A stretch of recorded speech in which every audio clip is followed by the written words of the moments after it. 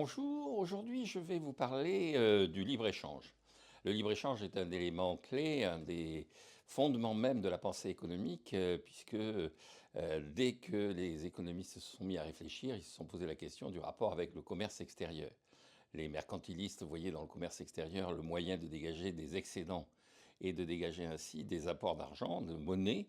Et puis, à partir des physiocrates, on s'est mis à défendre le libre-échange comme moyen de donner du pouvoir d'achat. Alors, pour les physiocrates, et on va regarder ça d'un peu plus près, c'était un peu particulier puisqu'il s'agissait de donner du pouvoir d'achat aux producteurs. Puisque pour les physiocrates, au travers du libre-échange, on élargissait les débouchés. Et puis ensuite, eh bien, chez Adam Smith, il y a la théorie des avantages, avantages absolus. Chez Ricardo, avantages comparatifs. Je ne vais pas revenir là-dessus parce que je pense que ce sont des choses qui sont bien connues. Je vais m'intéresser au libre-échange dans le contexte actuel où il est remis en cause non seulement par un certain nombre d'hommes politiques, mais aussi par certains économistes.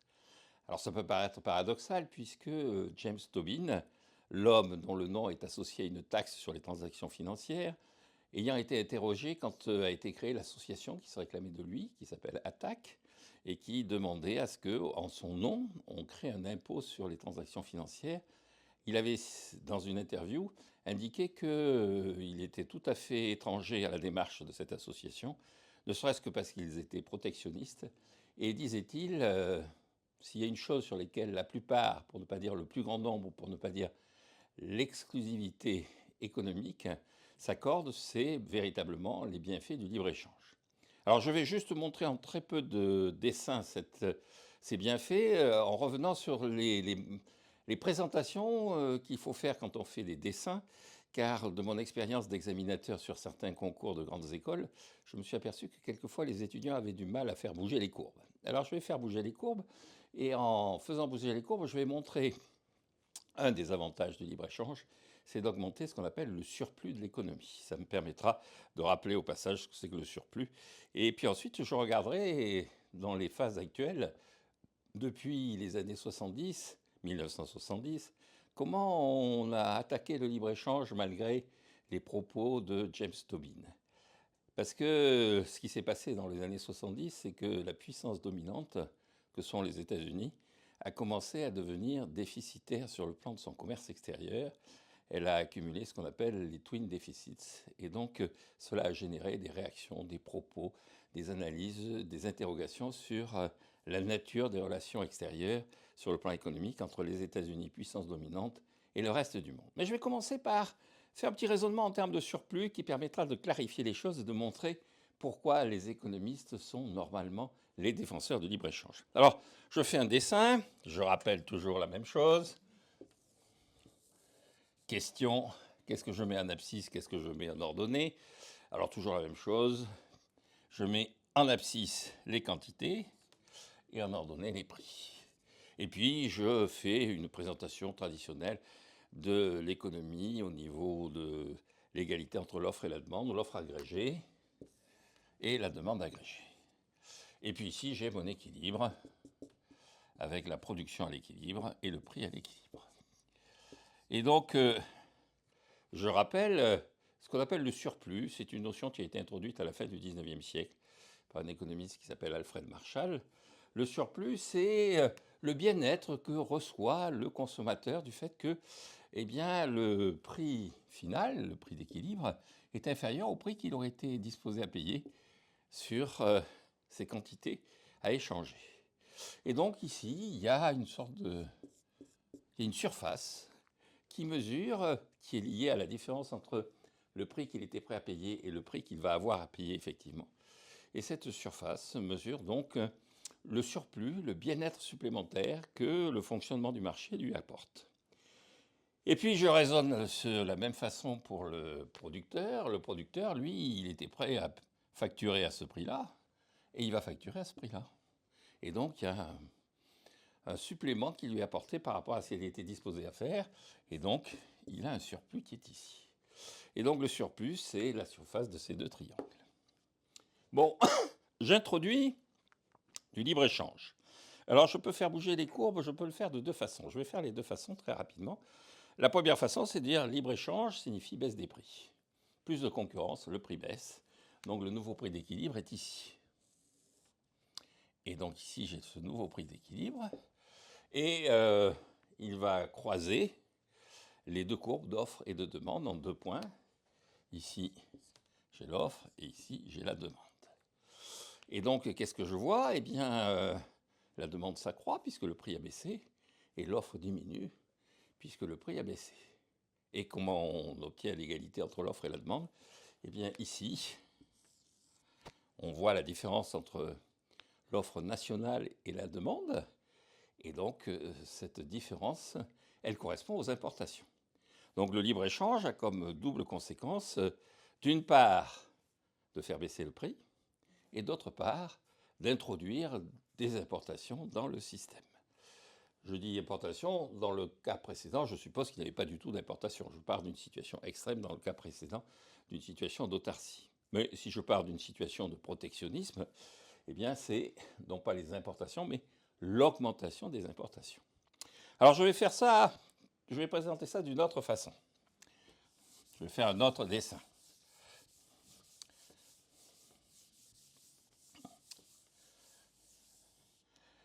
Je vais raisonner de nouveau en termes courbe d'offre, courbe de demande. La production, le prix, l'offre et la demande.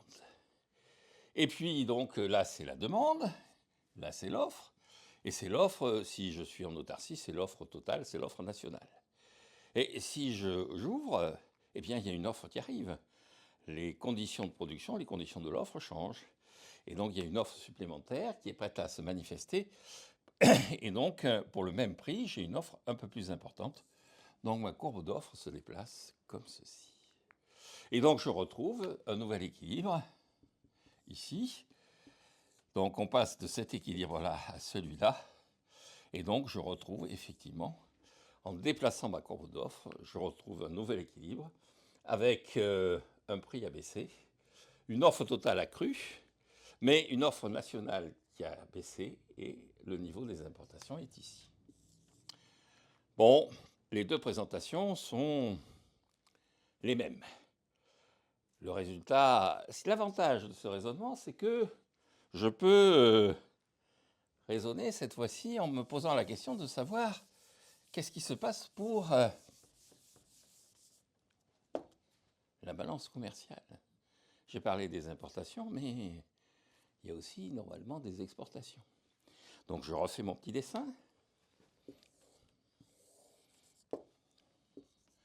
J'ai ici la production, ici les prix, l'offre, la demande, et puis j'ouvre. Et donc l'offre se retrouve ici. Mais la demande, normalement, si le producteur se bat, eh bien la demande va s'accroître. Le producteur va profiter de l'ouverture. Et donc il va chercher des marchés à l'extérieur. Donc la demande elle-même va s'accroître. Et je vais trouver un nouvel équilibre qui est intermédiaire entre l'autarcie et la situation où je ne m'intéresse que aux importations. Donc le nouvel équilibre est ici. Donc je vois que le prix par rapport à l'équilibre précédent est un peu plus élevé que dans une situation où je ne tiendrai pas compte des exportations, mais dans mon exemple, le prix reste inférieur à la situation d'autarcie. Et puis, je vois bien qu'il y a une évolution qui est une évolution où j'ai les importations et les exportations. Grosso modo, les exportations. Alors les importations, c'est toujours la différence qui se passe ici entre le point sur la courbe d'offre et le point sur la courbe d'offre précédente. Et les importations, eh bien, elles correspondent au déplacement sur la courbe de demande. Alors, les importations sont ici. L'offre, ici, évolue comme ci. Et les exportations, elles sont ici. Je vois que j'ai une situation qui est une situation de déséquilibre de mon commerce extérieur. C'est-à-dire que on voit apparaître quand même un problème, c'est que la situation de libre-échange améliore la situation globale parce que les prix baissent et la quantité produite augmente, Mais elle se pose un problème qui est le problème du déficit extérieur.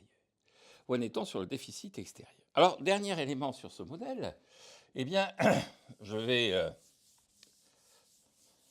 regarder le surplus. Alors, pour regarder le surplus, on voit pas mal l'évolution du surplus. C'est sur l'ouverture, je vais reprendre la première présentation, qui est la présentation où j'avais l'offre, la demande, et j'ai les prix. Et donc, le surplus initial est ici. Et qu'est-ce que je vois? C'est que le surplus du consommateur augmente. Le surplus du consommateur nouveau, c'est ça. Le surplus du producteur, lui, ça devient ça.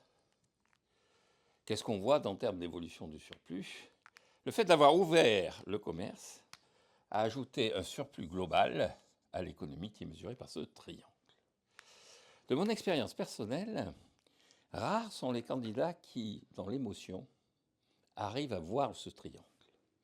Et donc, n'oubliez jamais, vous qui préparez les concours, à réfléchir au fait que le surplus s'améliore. Évidemment, le surplus global, mais le producteur, lui, il perd du surplus. Le producteur, il a moins de surplus, il a perdu cette zone-là.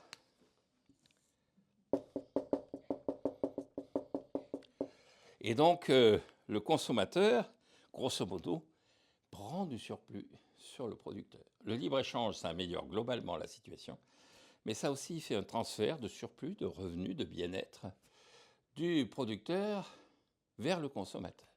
C'est d'ailleurs ce qui va nourrir toutes les critiques que l'on va faire sur le libre-échange.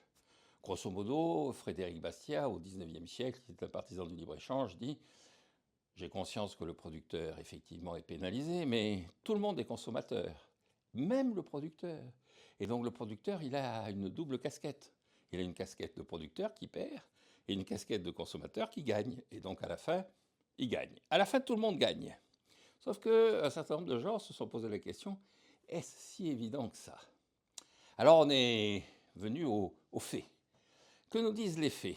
Alors les faits, ils nous disent qu'effectivement, les périodes qui ont été les périodes de durcissement en termes de réglementation, de durcissement protectionniste, ont été plutôt assez calamiteuses. Il y a des débats sur les conséquences du protectionnisme dans la crise de 1930, dans la crise des années 30. Il y a des gens qui disent que ça n'avait rien à voir, que le protectionnisme a plutôt servi et permis à un certain nombre d'économies de sauver des emplois. Globalement, l'économie allemande a perdu des débouchés, a eu davantage de chômeurs, et on a vu le résultat. À l'heure actuelle, on en est où? Nous en sommes où? Alors, je vais prendre quelques chiffres. Je m'adresse à mes notes. Si on regarde le déficit extérieur, alors le déficit des paiements courants, je pense que j'aurai l'occasion de faire une spéciale analyse des comptes extérieurs, de la balance des paiements courants, du rapport à l'épargne, parce que c'est un sujet qui est un sujet important. Mais si je regarde le déficit extérieur, mesuré par ce qu'on appelle le déficit de la balance des paiements courants, en 2023, qui sont les derniers chiffres connus, eh bien, le principal déficit, 906 milliards, les États-Unis. C'est-à-dire que la puissance dominante a un déficit extérieur considérable.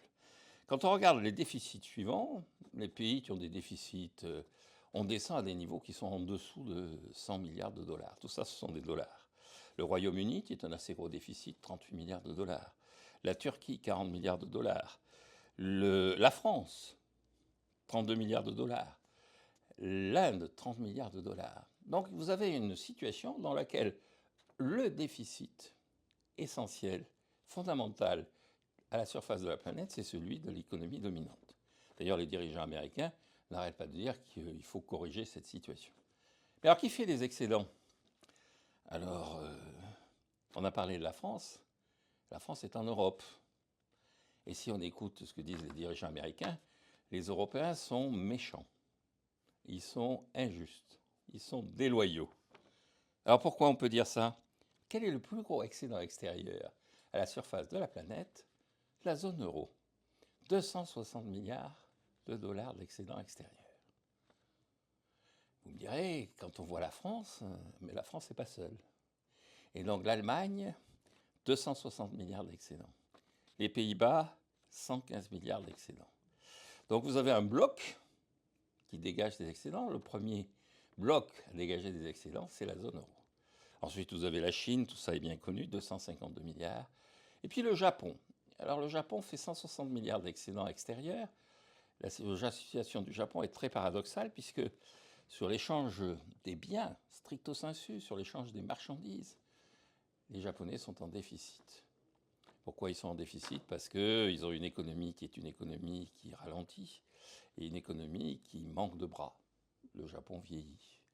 Et donc, ils bénéficient non pas de l'échange des biens, mais de l'échange des services. Ils ont placé de l'argent à l'extérieur. Quoi qu'il en soit, ce qu'il y a d'intéressant, et je vais finir là-dessus, c'est que les autres pays qui dégagent des excédents, c'est la Norvège et l'Arabie. C'est-à-dire des pays qui ont des matières premières, et singulièrement des matières premières liées au pétrole et donc au transport. En fait, si on regarde le commerce extérieur à l'heure actuelle et les échanges internationaux, il y a 3 éléments qui sont assez marquants. Le premier, c'est que, assez paradoxalement, la puissance dominante, celle qui est à la frontière technologique, celle qui représente la modernité et l'avenir, est en déficit et c'est elle qui a le plus lourd, de très très loin, le plus lourd déficit. Le deuxième, c'est que les pays vieux, le Japon, l'Europe, la Chine, continuent à dégager des excédents, de moins en moins sur le plan commercial et de plus en plus grâce à le placement de leurs capitaux. Et il faudra revenir là-dessus dans une autre conférence, dans une autre visio. Et puis, le troisième élément, la Norvège, l'Arabie, c'est quoi? C'est des producteurs de pétrole. On échange pas mal de matières premières et singulièrement du pétrole. Le commerce mondial, si on associe, si on additionne importation et exportation, c'est 33 000 milliards de dollars, c'est-à-dire 40 à 45% du PIB mondial. Et sur ces 33 000 milliards de dollars, eh bien, il y en a un peu plus de 10% qui sont du pétrole. C'est assez amusant parce qu'au XVIIIe siècle, on échangeait aussi du transport, on échangeait de l'avoine. Aujourd'hui, on échange ce qui nourrit non plus les chevaux mais les voitures, du pétrole. Alors face à cette situation, quelques idées sont mises en avant par un certain nombre d'économistes. Je vais en signaler quelques-unes. Dans les années 70, déjà la question s'était posée de savoir comment on pouvait organiser le commerce mondial. Alors il y avait un héritage intellectuel qui était l'héritage intellectuel de Léontiev. Léontiev, prix Nobel d'économie, il avait organisé, étudié le commerce extérieur des États-Unis sur la base des avantages comparatifs qui ont été modernisés par la suite dans le théorème HOS que doivent bien connaître les étudiants.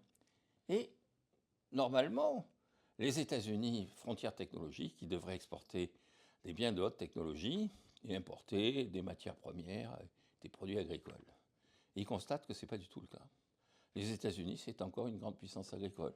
Les États-Unis, ça exporte à l'époque, et puis de nouveau du pétrole. Alors les gens ont dit, en fait, il y a une règle qui est assez simple, c'est que tous ces calculs qui ont été faits, tous ces dessins, tous ces schémas, reposent sur l'idée que tout ça fonctionne en concurrence. Or, la réalité, c'est que les États s'en mêlent. Sans être mercantilistes, comme au XVIIe ou au début du XVIIIe siècle, les États interviennent. Alors, il y a une littérature là-dessus. Je signale un célèbre texte, le modèle Brander-Spencer de 1984. L'idée des deux auteurs, c'est un homme et son épouse, qui sont deux économistes connus du Canada. L'idée, c'est qu'en fait, il faut appliquer au commerce international toutes les théories de Chamberlain, de Joan Robinson sur la concurrence imparfaite.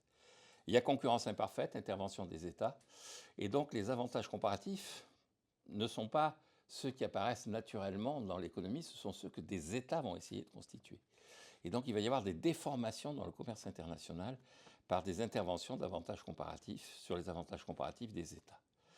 Et ce qui explique que certains États, donc à l'époque on pense beaucoup au Japon, certains États vont se constituer une capacité d'exporter qui ne correspond pas à la réalité de ce que devrait être leur économie. Alors, un autre personnage, c'est Laura Tyson, qui va reprendre cette idée. Elle publie en 1990 un article qui va donner naissance à une théorie qu'on appelle le commerce organisé.